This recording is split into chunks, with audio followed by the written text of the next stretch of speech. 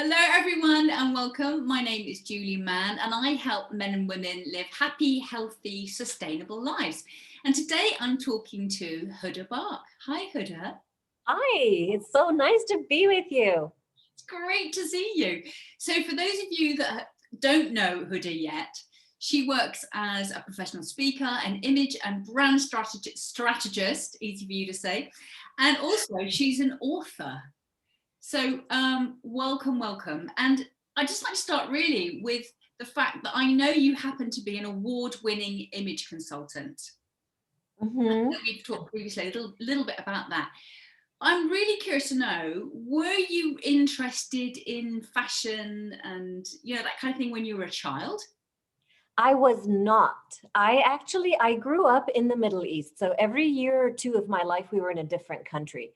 And so by the time I was in the ninth grade, I had gone to 9 schools in different places, different languages sometimes. And but in what was the main crux of my life is my father's an artist and he's famous throughout, especially in the Middle East and in Europe. He's had sold out exhibits everywhere. So we were always around ambassadors, celebrities. And within that field, we were always seeing the European fashion. So it was at the time, it was like the Yves Saint Laurent and when Pierre Cardin was really big. So it was, to me, I always saw my mother and all my aunties were always dressed up. So it was a way of life there. And then my last school was the American School of Kuwait, my high school. So that's when I said no more stretching, no more A levels and O levels. I came to the States for college. And then when I came here, I got my bachelor's and then I got injured. And isn't it interesting how the universe sometimes works and it conspires to help us? So I was injured and then I started to learn under an image consultant. It was just an ad that I answered in the paper. So coming out of college, no, I wasn't really into fashion or anything like that. But what was interesting is that I learned from her how to tap into my own self. And then all my past came rushing back. So even though I was living in the US, I didn't adapt to the US. I didn't even still know the US sizing. I was still on European sizes. The style of clothing back in the 80s, I mean, I'm dating myself here, but I launched in the late 80s. And the style of clothing here was when women wanted to look like men, act like men, be men. So I don't know if you're familiar with it, but it was the large, super large shoulder pads. Oh, I And am. it was, yeah, and the navy blue suit, it had to be navy blue, charcoal, anything that took away, stripped any femininity out of it. And because I didn't, what's the word in English? Ascribe to, I didn't subscribe, not subscribe, what's the word? I didn't follow that rule because I really didn't know much about it. I did what I always knew. And then people told me, ah, you'll never be a success here. You won't be successful because I had long hair. I always had nail polish on. I had very feminine touches. That's just who I now have come to find out that that's just who I am. And it worked because it's been 31 years and I'm still here. Amazing. You certainly proved them wrong, didn't you? Yes.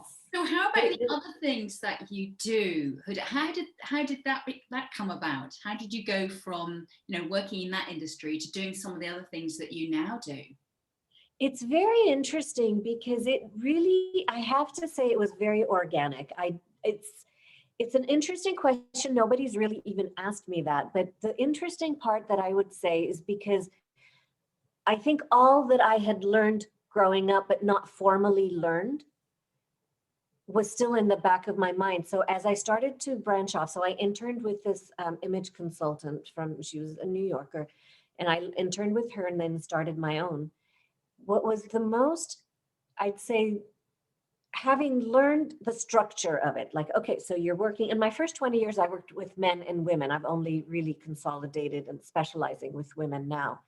But what was interesting is that I learned from her the structure, like this is the body shape, this is how you dress. This is the facial shape, so this is how you do makeup. I mean, I had been doing makeup since I was 16. You know, it was one of my school projects, actually. Even though when I got married, I had to borrow makeup because I didn't wear any. So, but I married really young. I was 22. But so it morphed. It was very organic and it grew. But the most fascinating part that I didn't even realize, because I was only like 25, my first professional speaking engagement, I was barely older than the graduate students. I worked for, I was hired to speak to North Carolina State University. Julie, if I told you how shy I was before coming, you would never believe that I make a living speaking. I had to have my mother ask where the bathroom was. I couldn't even fathom speaking to a stranger. But so as I started my business, I noticed that there are some women that would leap, and I've worked with over 850 women privately, one-to-one. So I can tell you the majority got the promotions, they got what they wanted, and they've kept up. But there were some women that just would revert back. And I couldn't quite understand. And the reason I had mentioned my age is because I was still young. And what I've noticed is that the ones that I worked with them more than just the physical image, like to get their wardrobe set up, get their hair cut, and make them look attractive, let's say, or to have the image that they're looking for, it's instant. I mean, I could take anybody now to the store and you could look amazing by the end of the day. But those that actually kept up with it are those that I worked internally with them. And I think that's the part that I'm saying was very organic, because you're one-on-one with somebody, and as you're half naked in the dressing room, all sorts of things come up. All sorts of histories come up, whether there's been abuse, whether there's just been hurts, whether there's been any kind of unpleasantness shows up. And so I noticed then, and I started to make the connection. And that's why now I will not work with anybody for the past few years on solely the external image, because I feel your physical image is one aspect, but the other parts, which I can talk about, which I believe there are 4 components to your image, but those other 3 are really, you can look great, but these other 3 are what make you stand out and stand up super strong. I couldn't agree more. And I absolutely love your story, the fact that you weren't able to speak and now look at what you're doing. So how about becoming an author, Huda? How did that happen? I have co-authored a couple of books, and I like that. And I think a new book should be coming out from myself within the next year, because I have worked around stylists. I've been on the boards for international image consulting associations and alliances. And a lot of them are very much stylists, which is beautiful. I mean, that's what you see mostly in Hollywood, and the glamour and it's one faction. So for me, I strongly believe, and the book will be about the 4 aspects, and it's the 4 fundamental aspects of image, which is your physical, your appearance. Then it's really how your emotional aspect of it. How do you feel about yourself? It's your mental. What do you say when you're alone in your room? What do you think about for yourself? And then finally, the most important for me is your spiritual. The spiritual aspect is your worthiness. Do you feel like you deserve that new look? And I think those are the missing links of a lot of stylists. And again, not to take away from stylists, but I'm saying what I do as an image strategist is really design a look that will support not only who you are today, but who that you're becoming, because that's really what it's all about for me. Absolutely, yes. So obviously in life and in business, we all go through setbacks, don't we? Yes. And I'm really curious to know about, maybe it might be in your personal life, it might be in your professional life, but can you speak about one setback that you've had and how you got through that? Oh, wow. I've actually had a few. I will tell you the most recent one, which was just 2.5 years ago. I was in an accident. And what was interesting from that is because 4 years ago, let me backtrack. So in the past 4 years, I've been in 2 accidents. One was in a car, one was from the snow. And in those 2, I've had a number of issues. The most recent was a brain injury. So while I was going through all of that and the recovery, because initially I couldn't even move my eyeballs back and forth. I could not do this for a number of weeks. And that was my physical therapy. Move your eyes. I can't. Okay, move your head now. And I still have issues with that, though I've been driving again and I'm walking without a cane and I'm so much better, thank God. But what really came from that was that I was saying to myself, I didn't want to do this image work anymore. I had been doing it for so many years and I felt done. Like whatever I needed to do, I felt done. And actually, it's interesting because this right now is my coming out party. You're talking about this. I have not talked about this yet. So you're the first person to hear me mention this. Because I think I've been working, but behind the scenes. So I haven't come out. I haven't done speeches. I haven't done anything for a little while. And what I've learned from myself with this is the aspect that I no longer wanted to do with the image was, I think, the styling. And what I've made the commitment to myself is that when I do come back, I will no longer only do physical. It has to include the other aspects of it because it's your mindset. It's how our self-worth is all affects the clothes, because I've gotten very, not cocky, not arrogant at all, but I'm very confident in my work to say there is not anybody that can come to me that I'm not 100% sure they will love how they look once we're done. And I also know that unless and until she is confident in how she looks and it's authentic to her, it will not work, because I can style you and dress you up. You can be in designer clothes from top to bottom. But if you're not confident in it and you're not comfortable in your own skin, it will be for naught. It will not matter one bit, because, you know, the red lipstick that I put on you will walk in the room before you do. That suit will not be a part of who you are. The whole night you're going to be, if you're networking and out there, the whole night you're going to be, the body language is going to be like contracted.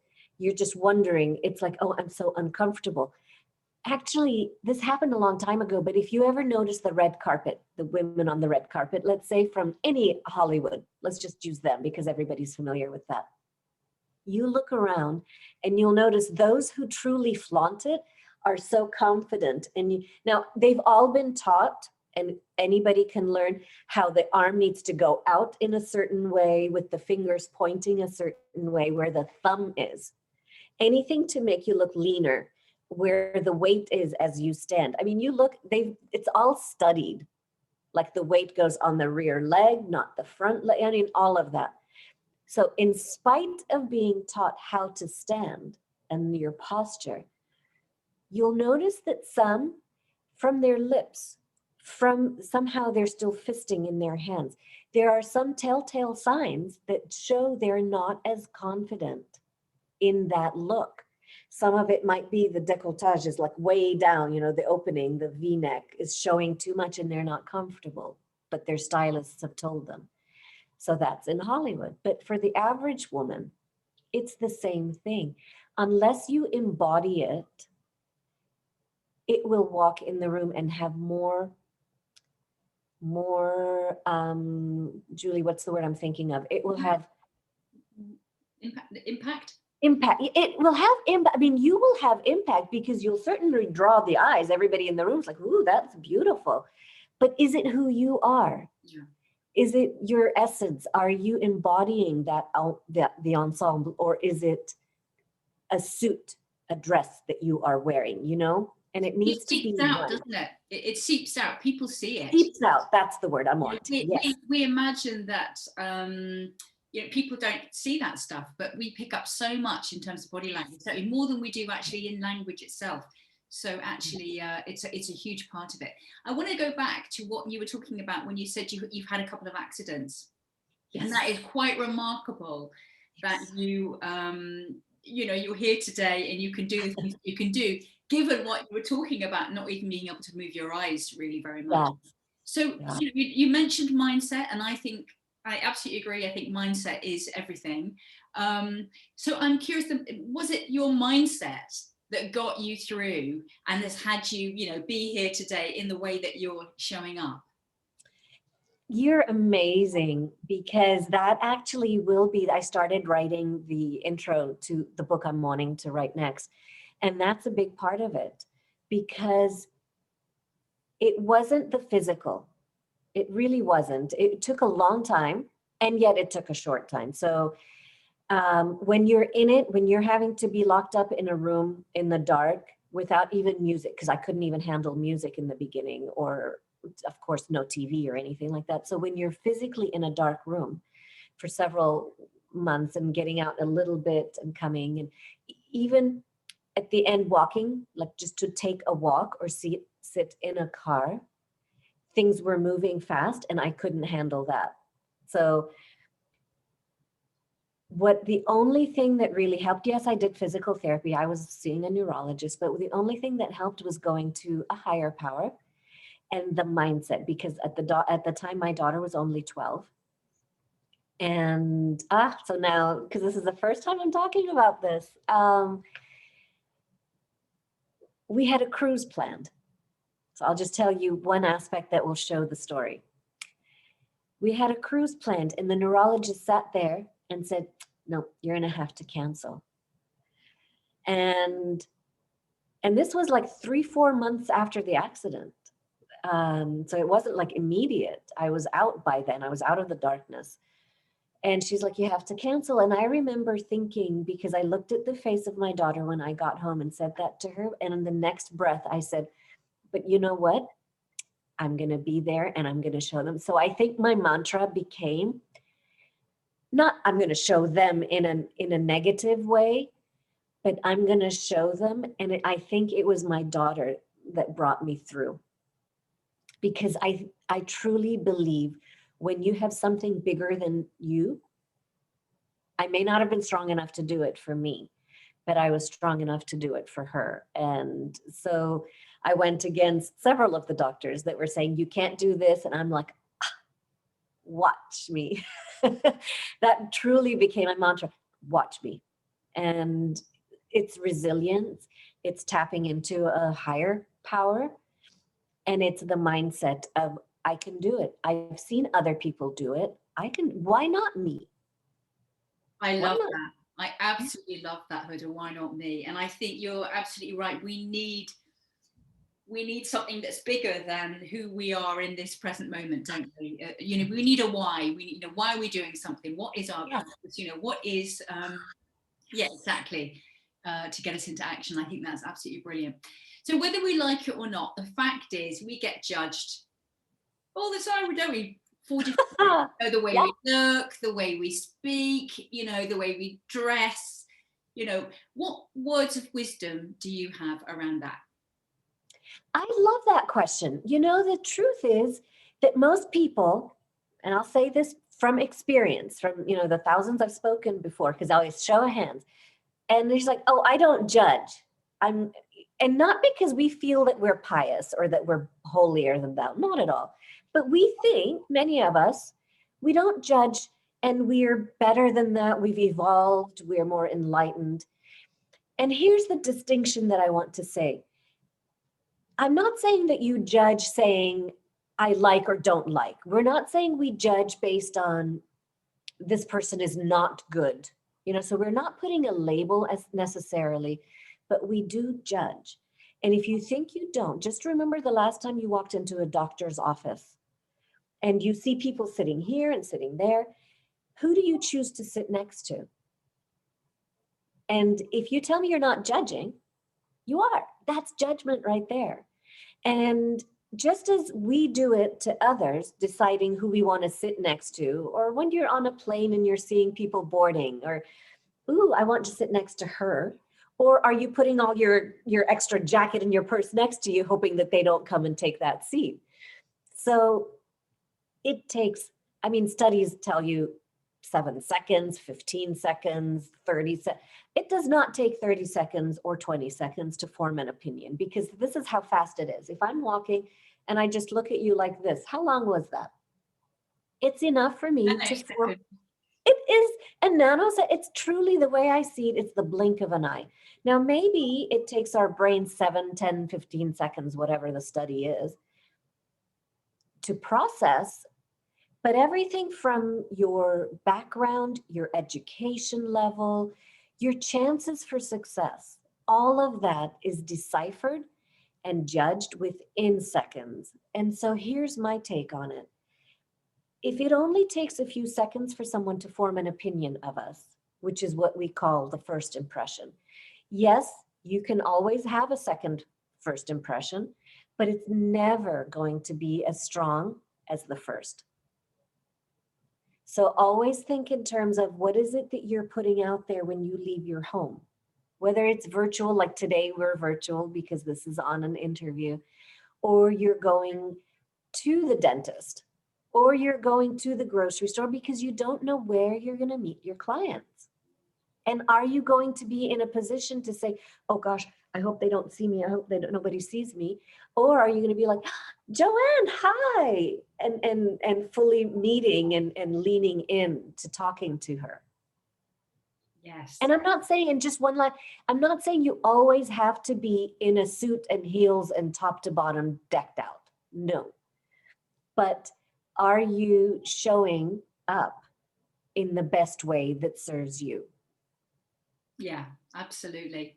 How important would you say branding is? I'd say branding is very similar to your first impression, is very important, because this is a tagline that I use every time. I believe that even if you're wearing beige, top to bottom, and let's say you have zero makeup on and you're wanting to blend in with the walls, that is still making an impression. So my thing is that there's no way to make a neutral impression. So who are you wanting to be? How do you want people to remember you? Those are bits and pieces of your brand. How do you want to be remembered long after you've left the stage or the interview or the sales presentation? Most of the people watching, I would guess, are business women.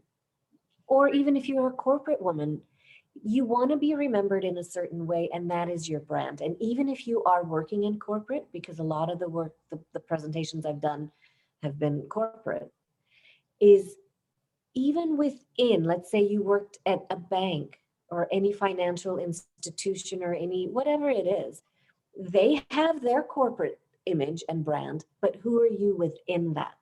And that's the most important. So it needs to be aligned. Who are you? What's your message? Even within, like if you're in sales, let's just use Charles Schwab, any financial institution. Who are you within that? What's going to set you apart from all the other salespeople or all the other team managers? That's your brand. Particularly if you're in a uniform, if everyone's wearing the same uniform, and the only differential perhaps is the color of your hair and your name badge. Yes. It's really important to have an identity, isn't it? So you feel like you're of value. It is, absolutely, because even so, you stand out. I've worked, because my background is actually hotel management. And so I've worked with certain hotels, and I work with the management and sales predominantly, but I've also worked with the hotel employees in customer service, because that's all part of that whole, Sheryl Sandberg, to use her terminology, it's the leaning in. And the way I use leaning in is body language as well. So are you leaning into your customer and your client, and you're having the eye contact and you're looking at them directly? That's all a part of who you are and your brand. I moved up I graduated, I have a BS degree, so I have a business degree, and I specialized in hotel management way back. But my first hotel that I worked in, I moved 4 levels into management just between front desk within less than 6 months because of that. So it's a lot of who are you? What do you stand for? And are people seeing it? And of course, within the hotel itself, they want to take you from where I was, taken from the front desk to front desk manager to sales and catering to concierge manager. So it's it's all about who you are and how you want to be seen. Isn't that, in life, it's all about who we are and how we see them, our energy, and, um, you've obviously given us a few tips already, but I just want to ask you, have you got any little tips for anyone watching when it comes to image and branding? Just some simple things that people, might not have thought of that could really, make a difference. I would always start with this one question. Are you who you want to be or who everyone expects you to be? Good question. I love that question because many of us, and I know that a lot of your listeners are women. And Not so necessarily, Huda, it's mixed. it's both. Yeah. So I will say this aspect of it to women, but you know what? It also works for men as well. And then, and remind me if I don't want to go on a tangent, but I will say this. For most women, again, that's mainly who I've worked with, is that we tend to put everybody ahead of ourselves. And so if you're constantly doing that, you're also still listening to everybody else. So my second point would be, who are you listening to? And this is the one for men and women. Who are you listening to? Because when I work with teens, so teens is my passion. I love working with the teen girls. And I say to them, you're always listening to influencers and so many voices all around you, and your friends who are trying to get you off track and do some things that might be naughty. Who are you listening to? So for the men and the women, listen to your own inner guidance, because that will never steer you off. For example, with I say beauty is a state of mind. Beauty to me is not necessarily your physical appearance. I am not about looking perfect or looking beautiful necessarily, but for you to feel more beautiful, to feel empowered, and to look marketable. So it goes back to, who is your market? What's your message? And then to create a look that's going to speak that language. It isn't necessarily looking perfect. So Whatever who are that you is, listening to? whatever perfect is, Huda. So what is perfect? No, I mean, whatever that is. I mean, it's no such thing as there is.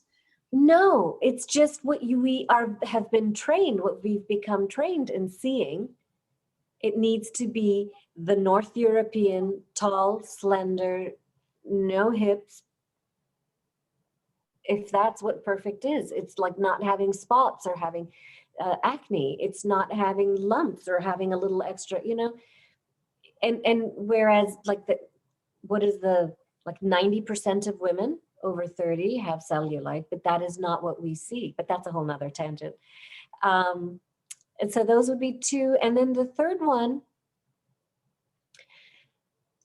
I'd say stand in your own power, because you have so much value to bring. There is just so much value each of us has, but we tend to devalue it ourselves by looking externally and comparing to him and comparing to her, comparing to a boss, comparing to a mother. And there's nothing that diminishes our spirit more than comparing, because almost never are we the ones that are, the structure of comparison is one is superior, therefore one is inferior. Very rarely in that scenario are we the superior. And the only time I don't want to say the only time, but many times, if we feel that we're superior, it's in judgment. Whereas if we truly look objectively, like even if down to write a list, like I tell my students, write a list of 10 things that you love about yourself. And then after you finish that list, I'm willing to bet that there's probably maybe one item on that list that is physical, and physical attribute that you like about yourself. Because we'll tend to say, we're good providers, we're a good support system, I'm a good listener, I'm a great mom, I love to cook. And very rarely is it, oh, I like my smile, or I love my eyes, or my legs are, very rarely is it a physical attribute. So look at how awesome you are yourself and come up with a list of 10 things that you love about you. Brilliant. And I love that quote, comparison is the thief of joy. Oh, it is. It is. I love that. Mm-hmm. It is. So I know that you're obviously a very, very busy woman, and yet for over 11 years now, you've been the co-leader of a Girls Scout group, haven't you? Yes, I have. Tell me about that. It's a passion for me. It's something that I love to do. And that is the one area of my life I do pro bono work, because it's something that is such a, it's like, for example, for us as women, let's say, we look at, and I'm using the term women, but men do it too, and boys do it as well, because I'll come back to the Girl Scouts, but boys actually have it equally as difficult as the girls do. Because if you look at any movies, TV shows, the people that they have playing boys, especially, are considerably, they're 20 something year olds playing 15, 16-year olds. So boys who are 13, 14, 15, look at them and they're seeing young men with muscles and beards and things. They themselves again are comparing, and girls are too. Girls are comparing what they're looking at TV as a 15-year-old is actually a 25-year-old. So that right there is awful. And then the Photoshop, it's ridiculous. And I show my girls things to show them this is not real. And if we as adults are seeing these Photoshopped images and still compare and feel deflated at the end of the day, I'm like, "Ugh, I know it's been Photoshopped, I know it, and yet I don't look like her still." Girls are having a much harder time with that. And therefore, they're looking at all these hypersexualized images, the over objectifying of women on ads. And so that's what I love to do. So it started in my own troop and then it's grown. So I do a lot more Girl Scout troops. And just to show them that, and I know, and you know, in all honesty, I tell them, I know that I am this compared to this.